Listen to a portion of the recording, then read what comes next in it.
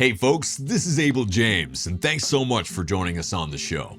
What if being overweight isn't the problem, but actually a symptom of deeper dysfunction? The body doesn't lose weight to get healthy, it gets healthy to lose weight, and focusing on your metabolic freedom may just save your life. Our guest this week, Ben Azadi, is a living testament to the power of focusing on lifestyle factors like real food and fitness to change your life. He's lived the transformation, going from 80 pounds overweight and struggling to becoming a rising leader in the health movement.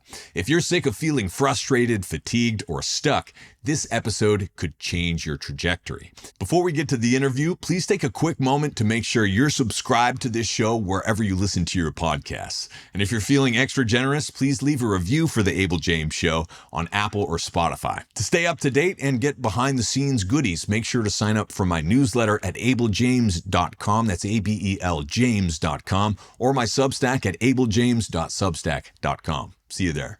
All right, on today's episode with Ben, you're about to discover how environmental toxins like glyphosate are sabotaging your metabolism, why counting calories is a losing game, why strength training is your secret weapon for longevity, and much, much more. Let's go hang out with Ben.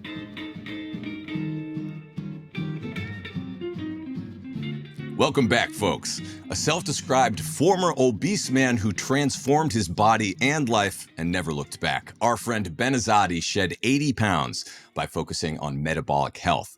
Ben is now a best-selling author, podcast host, and keynote speaker on a mission to help 1 billion people live healthier lives. His podcast and new book are both called Metabolic Freedom. Ben, thanks so much for coming back on the pod.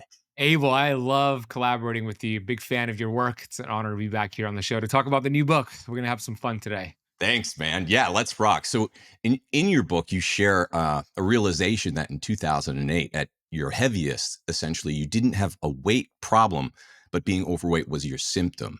Can you start right there by explaining that? Because I think that's a huge mental shift for people. Yep. Same thing for you. When you were overweight, you never had a weight problem.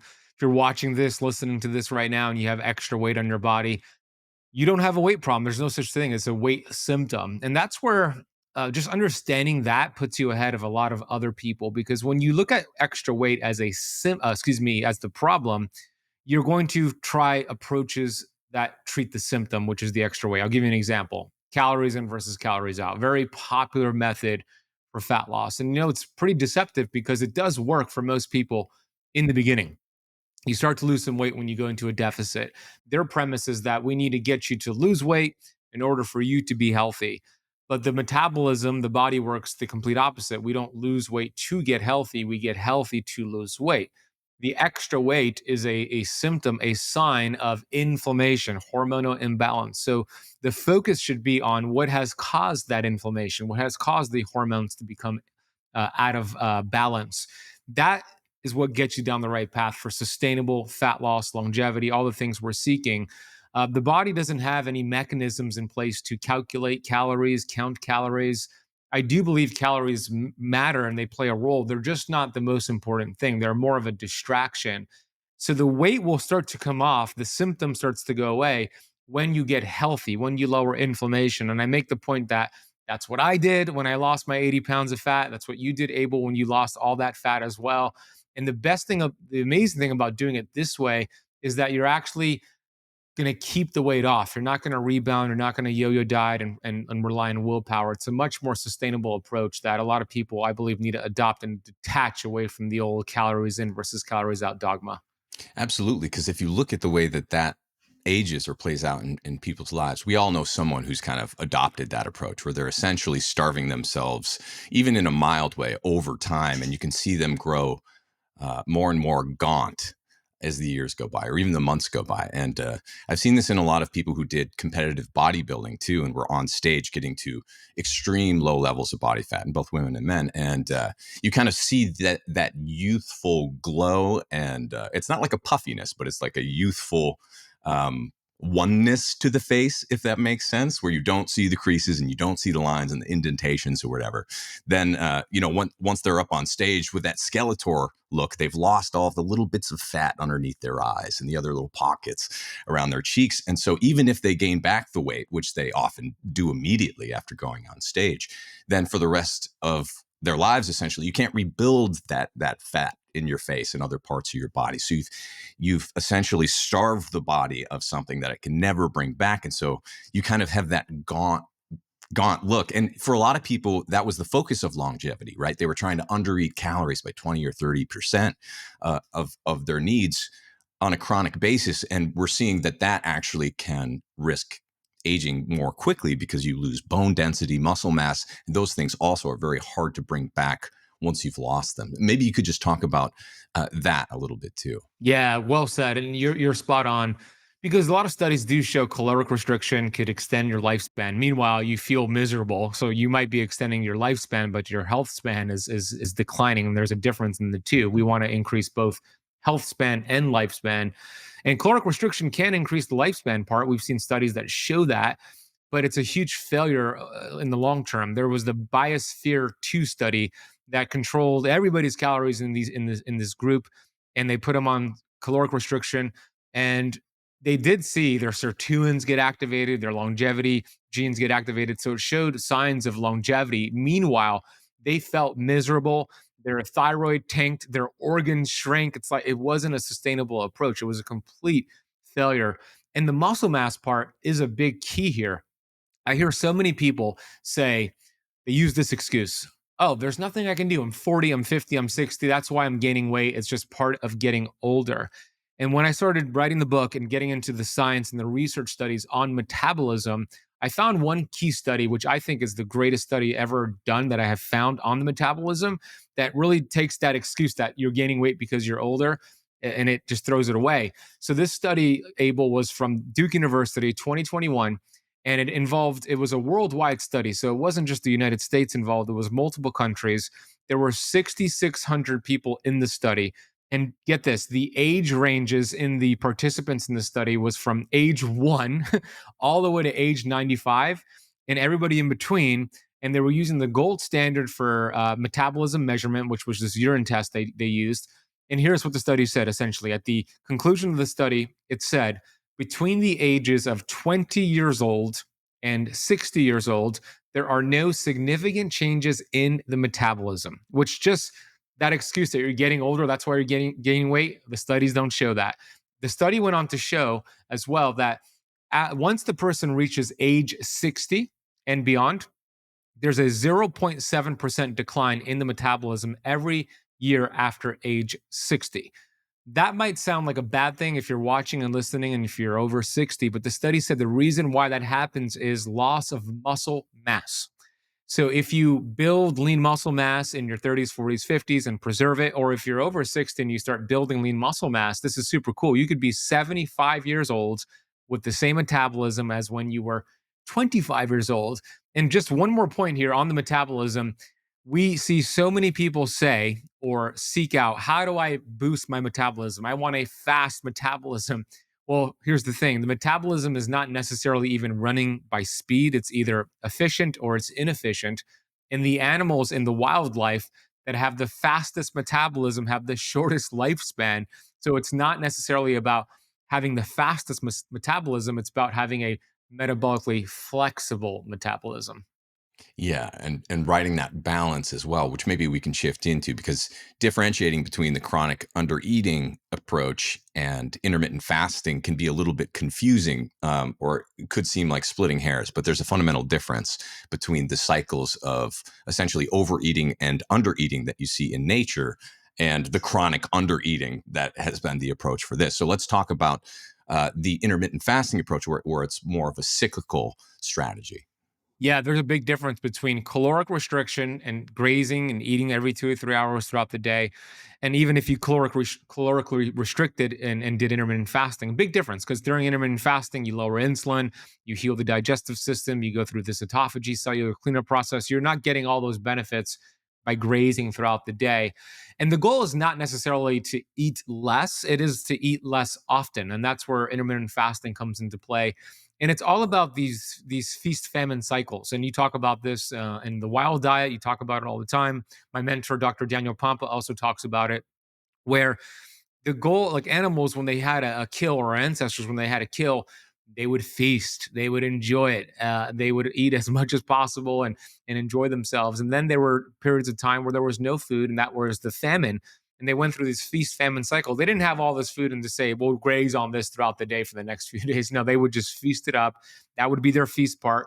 And then they would not have food and they would go through a famine. So the goal is to have days where maybe you're doing fasting and you're calorically restricted. That's fine. And then have days where you're intentionally not fasting and you're feasting. And the balance is in the both, because when you fast, you activate autophagy, which is cellular cleanup, cellular repair. It's catabolic, but in a good repairing way, unless you do way too much of it. And then when you're eating, you're in the fed state and you're activating mTOR, which is a mechanistic target of rapamycin. It's growth. That's also good in spurts, but too much mTOR, not good. Bodybuilders are in constant mTOR. That's why they age faster than the average person. So the balance is in getting some mTOR, which is the feasting, and then getting the autophagy, which is the fasting, and that's the feast famine cycling. And the magic happens when you start to combine that with how you're moving and how you're exercising. So let's talk about, a lot of people skip the whole lifting weights or strength training part because they think it's for those muscle bound mTOR, juiced up bodybuilders. But in fact, this is something, especially if we're looking at anti-aging and longevity practices, this is something that is pretty much a non-negotiable. Now, it might not look like hitting the iron and carrying around barbells, especially as people enter the latter stages of life, but it certainly does mean lifting heavy things and carrying things around, pushing, pulling, lifting, that whole experience. So maybe you could talk to the importance of strength training first, and we could talk about other types of exercises after that. Yeah, absolutely. And I already made the case that muscle mass is the key here for a healthy metabolism. So by lifting heavy things, you build more lean muscle mass. We're not saying to become a CrossFitter or a bodybuilder. We're saying to put on healthy lean muscle mass. So it'll prevent things like osteoporosis, osteopenia, hip fractures, bone fractures, and it also preserves that metabolism. The more muscle mass you have, the more insulin sensitive you're going to be.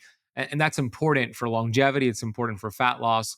Those muscle stores act like a sponge to absorb glucose when you eat food. So it gives you more flexibility to have more carbs and enjoy it and not use those carbs for fat storage. Instead, you're replenishing your muscle stores. So the more muscle mass you have, then when you eat a high carbohydrate meal, for example, instead of producing a whole bunch of insulin to clear that glucose, your body activates the GLUT4 transporters where it shuttles the excess glucose into muscle cells. And the more muscle cells you have, the more of that is shuttled. So it's important to find your groove. That could mean getting a gym membership and go lifting weights. That could mean just lifting heavy things around the house, finding ways to create this resistance where you're increasing your muscle mass and eating high quality protein, ideally animal protein, to get those essential amino acids to build that lean muscle mass. And then you could throw in different things, these little, we'll call them biohacks, like essential amino acid supplementation, creatine supplementation. And when you combine all of that with quality sleep where you repair and build up, that's when you start to get stronger and build out lean muscle mass and get all those benefits. And these changes cascade too, right? Like it might sound at first like you've got this laundry list of things that you have to do and you must do, and it all takes a sacrifice of time or energy or something. But in fact, when people really do this right and put some of these small things into action, you find that by by the function of eating better, you want to move more. And because you're moving, you also kind of want to eat better. And because you're probably not hitting the booze as hard or getting rid of other bad habits at the same time, these things cascade and add up over time in a good way, such that you're in a totally different place in a few weeks or a few months later, and you actually now want to do the right thing, and you kind of have this habit that becomes entrenched. And for me and for you as well, I assume it's one of those things where, like, once you experience the benefits of eating better and having higher standards for your body, the way that you move, the way that you think, and the way you show up in life, it's hard to go back. You don't want to, at least intentionally, make the decision to go back. And of course, we all slip up or get injured and have things go sideways from time to time. But it's one of those things where, like, once you understand that you can turn the dials and that it's your responsibility, man, it's hard to let that go. It's something that is much easier for me to put into action, knowing how much it means. I agree. Same thing. Once you start feeling better, you don't want to go back. And sometimes when we're not doing all those things and we're just we're kind of numb to the food we're eating. We're numb to all these symptoms that we're experiencing. But once you start cleaning up your diet and moving your body and doing all the things we're talking about here, you start to have more energy, less brain fog, less joint pain, better sleep, more confidence. You don't want to go back to the old way. So you notice when you slip up, you start to kind of slip back and you're thinking, whoa, usually you're thinking, I don't want to go back there. So you make those necessary changes to keep moving forward. And you're spot on, Abel, with those disciplines transfer. You know, when you work out, you want to tend to eat healthier or vice versa. It starts transferring to other areas of your life. You maybe pick up a book instead of, I don't know, going on social media. These are things that start to transfer. It's one of the benefits to cold plunging that I love, meaning it takes a discipline and negotiation with yourself to get into a cold plunge every time. At least for me, it's like the more I think about it, the harder it becomes to get into that cold body of water, right? But once I get in there and I do my whatever 30 seconds, 2 minutes, however long you want to do it, it's a discipline that I'm proud of that then transfers to other areas of my life and my activity. So this is the same thing with exercise and nutrition and supplementation and biohacking. You start to stack these disciplines to different areas of your life. Yeah, and when your body starts to notice instead of dreading the beginning part, it starts to notice the after reward part. Like, for example, you mentioned cold plunging. That's certainly one, but for me, weight training, which I tend to do just like heavy lifts once a week is kind of my minimum, and a lot of times my maximum too. And I've never taken exogenous testosterone or hormone replacement or anything like that. Um, but I feel a flood of testosterone after every time I'm doing those deadlifts and those heavy lifts. Your body starts to recognize that. And as much as I dread doing the hard thing, like sprinting and burst training, that sort of thing, or heavy lifts, over time, your body does tend to recognize that, like, oh yeah, there is a carrot that you can get on the other end. You're not just going to be chasing the whole time. It's not a constant struggle. There is a reward to this.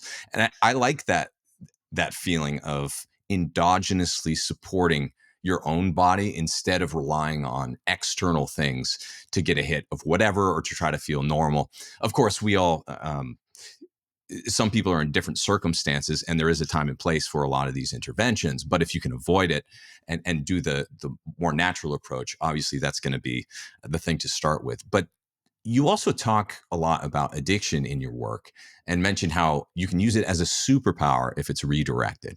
Let's talk about that, because there are so many different ways that addiction manifests in today's world, with and without substances, but often with devices too. So how do you redirect that sort of energy and struggle into something that's positive? I love this question. It's a big area that I love to teach on because I've experienced it myself.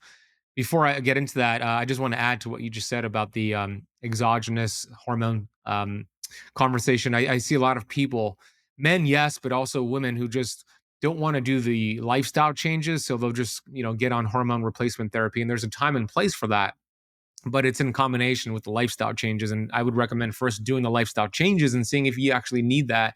Men, in our space, this alternative holistic health space, they're so willy-nilly about just taking testosterone and prescribing testosterone, like men in their upper 30s and 40s. And that's not normal. Like we should be able to do the things we need to do to produce that testosterone ourselves. So like you, I don't take any hormones. I don't see myself taking it. That might change when I'm 55 or 60. I don't know. But right now I'm 40 and I don't plan on taking any exogenous hormones, including testosterone. Now with the addiction part, for my entire life, I was told I have an addictive personality, and it's true, I do. Some signs of an addictive personality: you become fixated with something, obsessed with an idea. For me, like music, if I find a song, and I know you're a musician, if I find a song that I love, I will listen to that song over and over and over and over, like multiple times a day until I just play it out. Signs of like addictive personality. Wow. It drives my fiance crazy. She's like, again, you're listening to this song? Usually it's the Killers, which is my favorite rock band. Killers are great. They're the best. You can't fly you through that. So, but here's the thing: if you have an addiction or the ability to be addicted, I would say congratulations. That has the potential to be something really magnificent in your life. So when I was not clear on my goals, my addictions were really destructive. Video game addiction, drug addiction, There wasn't too much social media back in 2007, so I didn't have that. But that could be a thing at this day and age, social media addiction. And there's a quote that I put in Metabolic Freedom from Robert Heinlein, who wrote a book, I think from like the 70s, called Strangers in a Strange Land. It's actually a fiction book.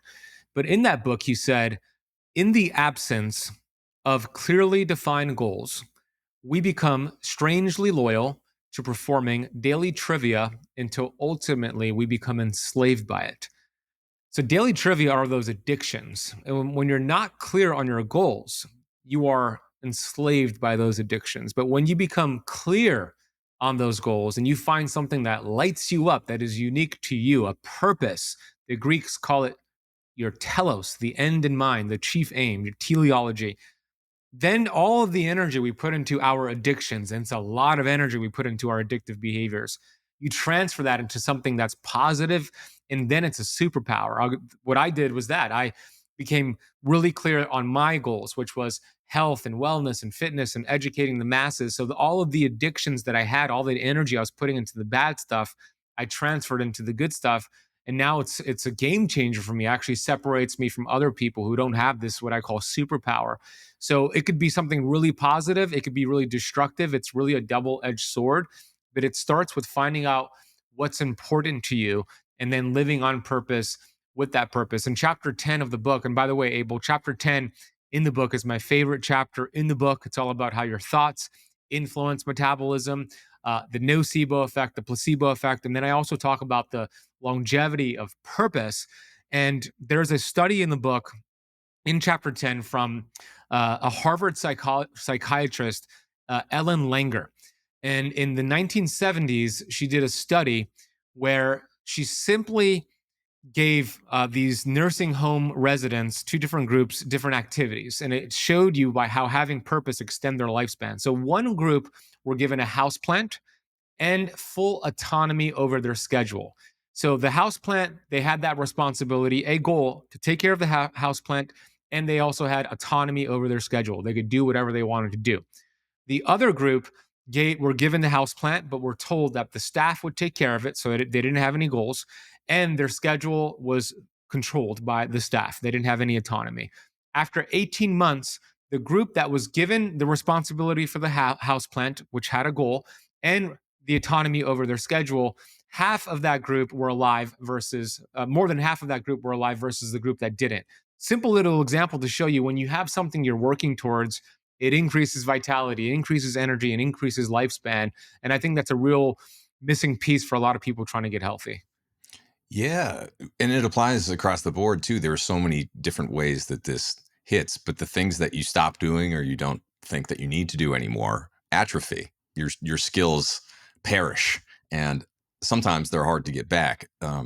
That's why I'm hesitant to accept that over specialization is the way of the future, outsourcing everything so that it's easier for us, right? Because the easier that things are for us and the more comfortable we become, the less we have to adapt against. And it's actually in that adaptation against the challenge that we grow and get better, or even just stay at baseline. So where do you think things are going in that regard? Because it does seem that through gadgetry, AI, and other means, like for a lot of people, they're still searching even harder for that silver bullet, miracle gadget, potion, whatever it is. And I know we've both been fighting the good fight for a while on the other side of it. So what's your approach in the face of all this new tech and that sort of thing? Yeah, it's also a double-edged sword, right, Abel? There's some great things you could do with AI. I use AI in my business. It's been super helpful, but I think a lot of people are seeking comfort and distraction, and that's the opposite of what we want. Comfort and distraction will lead to a shortened lifespan. I believe that, and with just full using things to outsource your ability and skills, it gives you some comfort where you don't have to do it yourself, but less enjoyment because you're not doing the things you love. You're outsourcing it with AI or whatever it is, and then the distraction piece is just social media, doom scrolling, TV, sports games, and just being distracted from life and not having something you're working towards. So it's a slippery slope. I think it's a great way, the future, to use these tools and build your business and reach more people, but you don't want it to take over everything. You want to still do the things you love to do, and never outsource that. If it's something that's important to you and you really love doing it, I would not outsource that. I would do that for the rest of your life. Yeah. And for you being a content creator, podcaster, writer online for many years now, how do you stay sane in the face of the endless um, creation consumption cycle of content and throughout launches and that sort of thing? What sort of guardrails do you put in your own life so that you're not constantly distracted by all these things? Yeah, I'm curious to hear what you do too, because I'm always Yeah. looking to get better at this as well. My calendar. I live by my calendar. I'm a calendar guy, and whatever's on my calendar, I do. So I make sure I'm really intentional with aligning my calendar with what's important to me, and I just follow it. Even though I was a little bit late for this interview, I do follow my calendar. That was just my bad. I thought it said 12 p.m. instead of 11:45. But as long as I do that and I align my calendar with what's important to me, I'm good. There's an old saying that white space on the calendar is the devil's playground. For me, that is the case. I know some people don't like using their calendar, they like being free. I get it. But for me, I need to use my calendar. That's one thing. The second thing is I control my environment. I'm really diligent with conversations that I have. If I see it going in a direction that's not aligned with me, I'll either change the conversation or exit the conversation. Um, Late dinners are the worst for me. We were talking about doing dinner in Austin. That's why I recommended an early dinner. If I do a late dinner, anything past 8 p.m., the next day I'm off. I'm just off, and I refuse to do it. Now there are some exceptions, but I eat early dinners when I go out because I just feel better. So I control that. Sometimes, like when I go to my fiance's parents' house, they're really different than me. They could be really negative and gossip, talk about all the crazy things happening in the world, and that's not my style. So I am getting really good with navigating the conversation towards something we could kind of mutually agree to, where I don't have to sit there and hear about the crazy stuff. I don't care about that stuff. If I can't control it, like I don't want to put my energy into it. So those are a few things I do. My environment, my calendar, and early dinners is how I'm able to control that. But I want to hear your tips. What are you doing? Yeah. Very similar, actually. Um, for me, it is a balance of having some free time in my calendar, but that's more like opportunity time that I fill with something creative, like writing a book, writing a song, practicing my craft of music, writing usually, or podcasting. It's like I'm very strict with my calendar about podcasting and that sort of thing. And so like that's once it's in there, it's a non-negotiable. And so I do like to ride that balance of having some level of free slots in the calendar that as long as I choose what I'm doing there, then it feels good to deliver on that promise to myself. Even if I am working hard, it doesn't feel like work in that sense. And that's the secret for me for getting a lot done is choosing those products, projects, or whatever you're working on there and making it your priority such that you're psyched to get it done. And it doesn't feel like you're pushing, you're more getting pulled towards something. But also to your point about avoiding the gossip and the news and that sort of thing. I do hop onto Twitter and some social media sometimes just to catch up on messaging and that sort of thing. And it's unavoidable that you see whatever pops up as you do. And so oftentimes I'll be like, oh my God, this thing is. I got to tell Allison about this. This is crazy. Like I can't believe this happened. And it's like elephant gets loose in India or something, and just like there's a scene. It's just some stupid video, right? And then I'll just like walk up to Allison and be like, "Oh my God, you gotta! This is so important. You gotta see this." Like, no, this is not important. What are you doing? Like, don't bring this stuff up to me. Don't interrupt. And that happened enough times where I just stopped. I still have that happen where I see that thing and I'm just like, oh my God, this is life changing.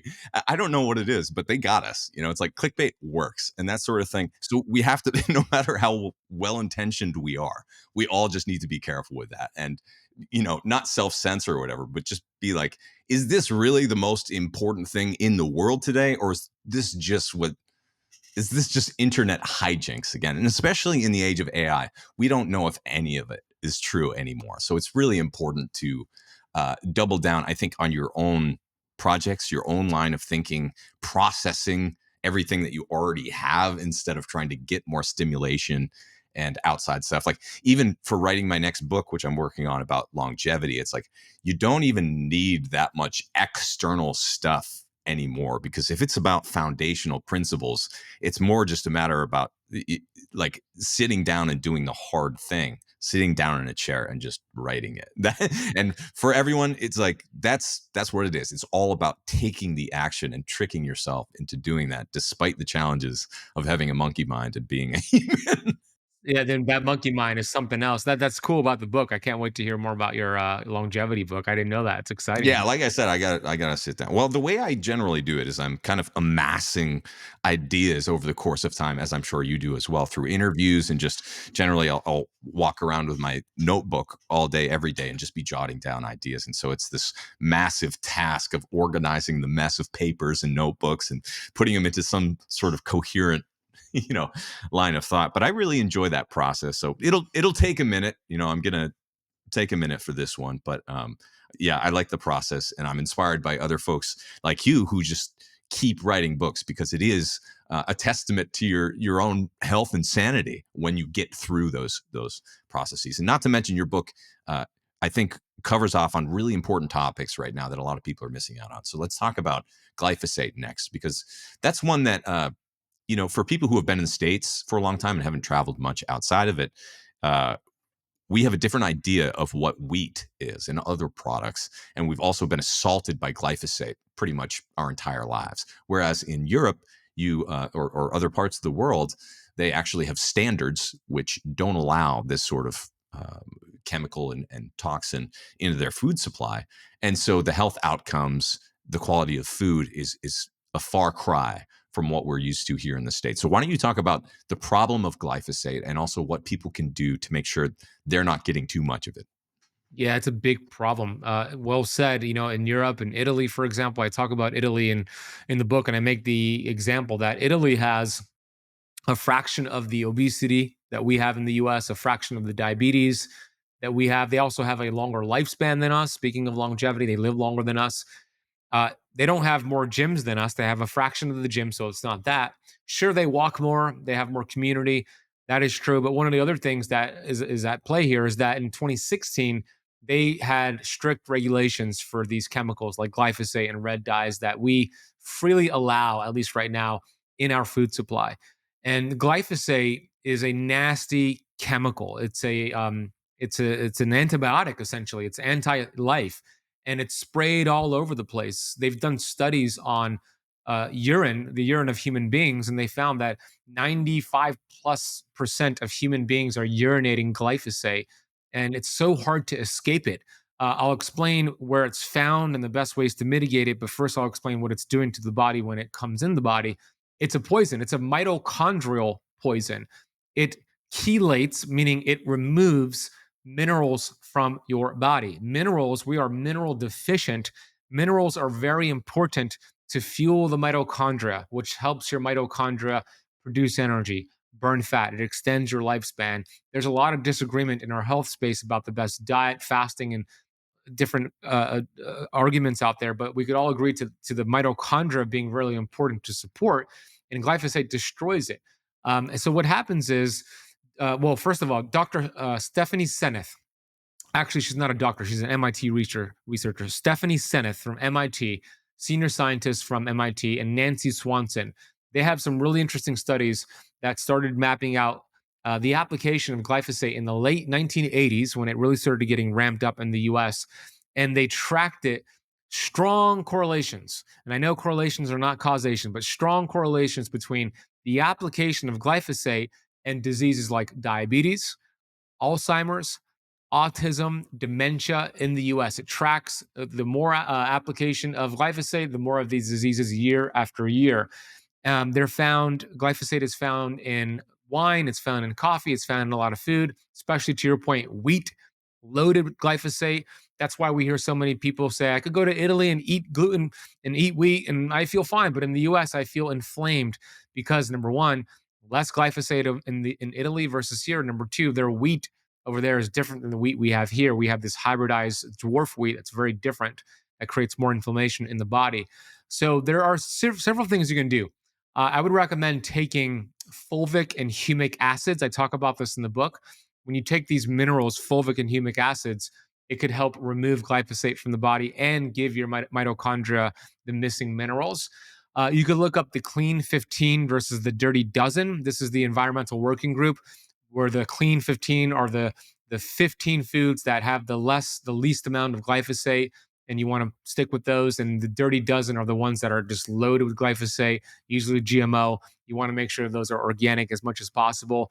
And wine, I don't drink alcohol, but California wine, Dr. Zach Bush shared with me that the average California wine has about 64 different herbicides in it, which is creating inflammation in the gut, ripping open our tight junctions, leading to intestinal permeability, autoimmune disease, cancer, all these different diseases. So we want to get our minerals up. We want to eat organic, non-GMO as possible, and we want to pray that the U.S. will ban glyphosate sometime soon, because it's a big problem in our country. And so wine and beer are huge sources in a lot of people's, uh, well, actually, other drinks too, like coffee. If you're not going for the organic stuff, you can also get slammed by high amounts of this coming from, well, the typical offenders aside from those drinks. Also, the wheat, soy, corn, like all of these things are slathered with all sorts of chemicals, and it's tough because you don't see a direct hit all the time. Like sometimes you do. You feel like you ate a brick and you get the sweats and you can't digest and you're just feeling sluggish and inflamed for a while. But for the most part, this stuff creeps up on you. And sometimes it hits in the form of cancer or other really advanced and problematic health conditions. And so nipping this stuff in the bud and being as clean as you can once you get the memo, hopefully while you're a little bit younger and earlier in life, that can be a fantastic difference in your health outcomes over time. Because if you just follow the course and do the easy thing, you're going to get slammed by all sorts of toxins, pollutants. And the truth is, we need to have our shields up and also do what we can to actively detox. So let's talk about that next. I know that we talked about cold plunging, but also saunas, sweating, and obviously physical activity can really help with the detox pathways as well. So what do you do, and how do you help the folks that you work with engage those detox pathways on a regular basis? Yeah, and with the glyphosate piece, and you said you got to take this serious. I agree. If you treat your health casually, you're going to end up a casualty. That's a fact. One of the other things with the glyphosate piece, we close that loop, and I'll move on to the detoxification, because I thought about something when you were talking. When I walk my dog in my neighborhood, I live in Miami.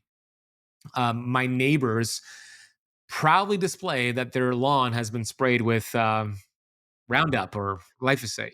They have that little sign. I'm actually thankful they put the sign, because sometimes I have no idea. And when I see that sign, I make sure I stay far away. My dog does not walk on there. I don't want him to get infected. And not to mention, if you step on that grass and it has glyphosate and you walk back home, now you've tracked that back into your house and you're getting exposed in your house.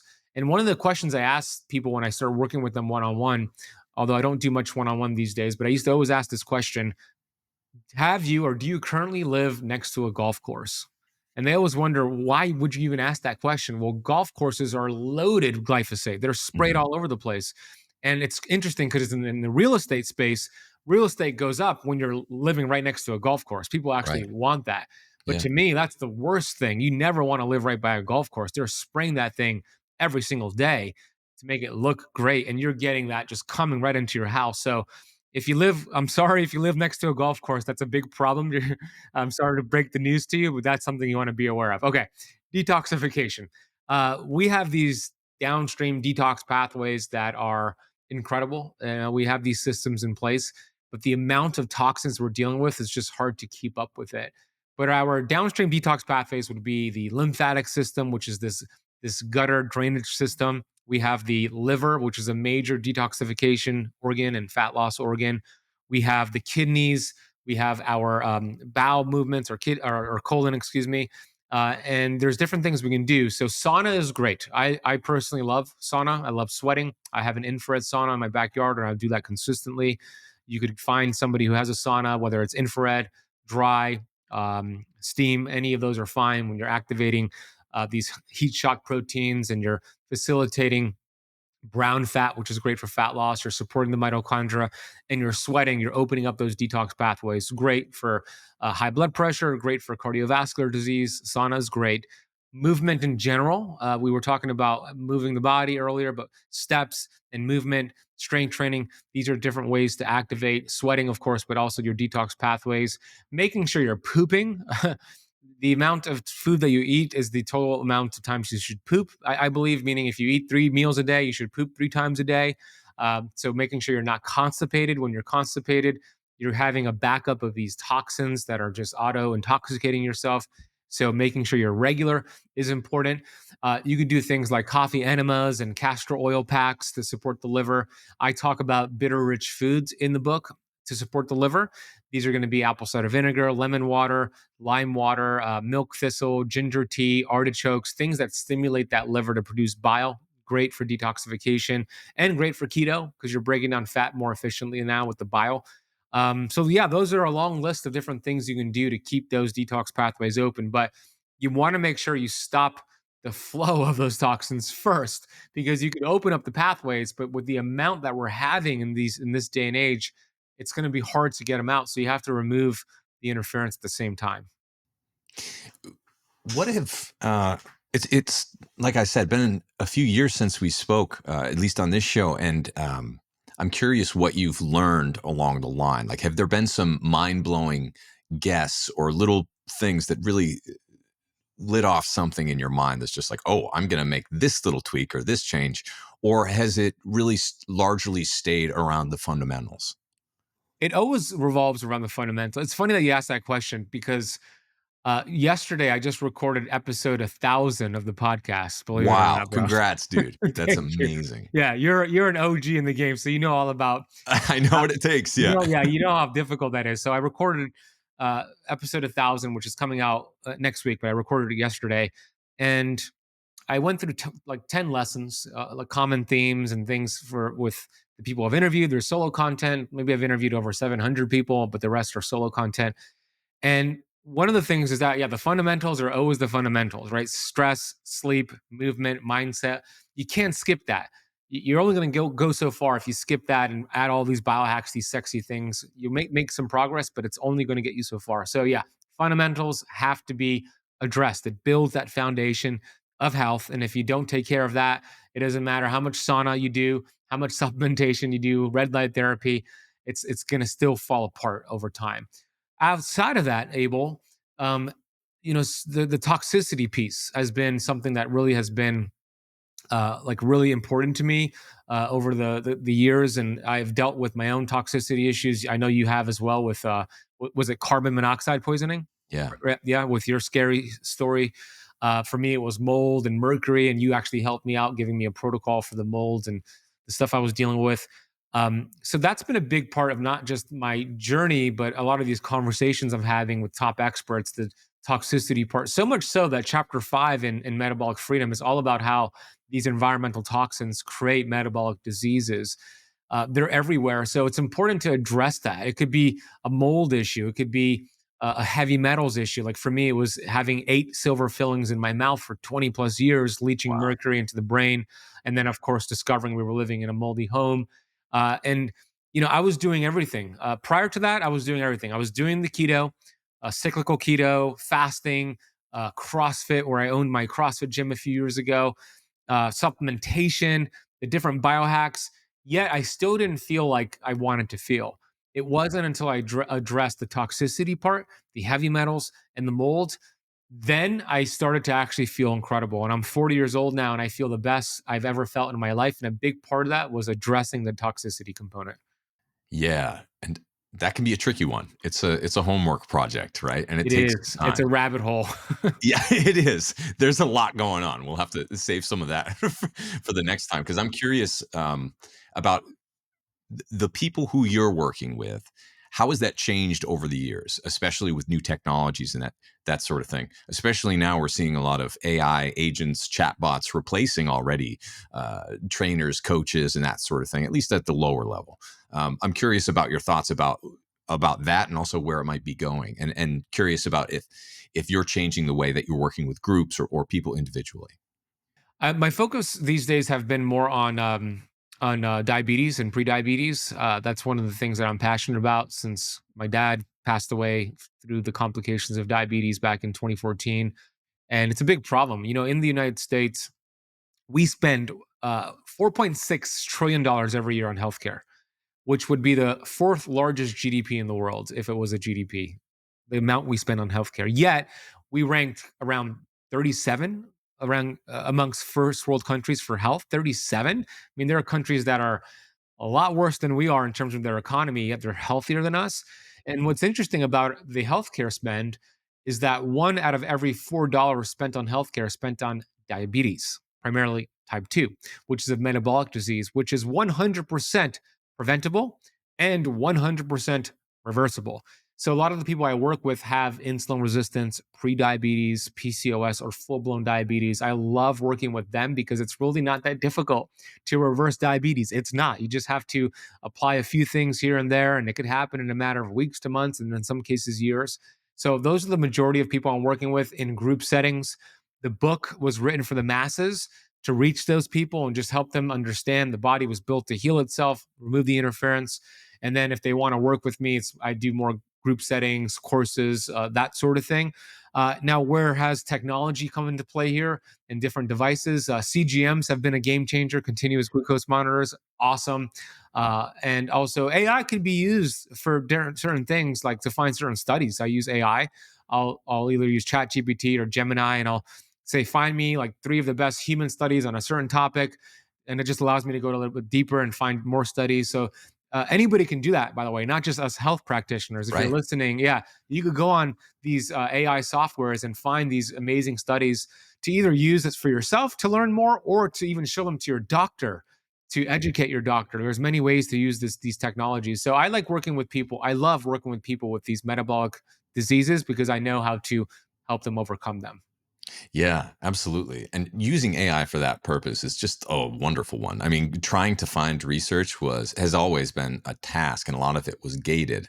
And hopefully, over time, those gates open up a little bit more, so it's not just in the ivory towers. Because we all should have access to the best data possible, at least in the optimistic version of the future. So, as long as we're heading toward that, I think that there's a lot to look forward to in terms of the promise of technology, especially for our advancement in combining all of the knowledge that's out there. Because right now it's kind of out there, but there's a lot of misinformation, and it's mismatched, and it's confusing, and it's chaotic. So, man, I appreciate what you do to stay true to the message and simplify the complex, and give people actionable, practical advice for how this can actually work in their own lives. So we just have a couple minutes left here. Do you have any parting words, anything else you'd like to cover off on from your new book or otherwise? Yeah, and I appreciate you. As you know, you're a great friend, and also you've been a huge inspiration to me. I read your Wild Diet book back. When was it?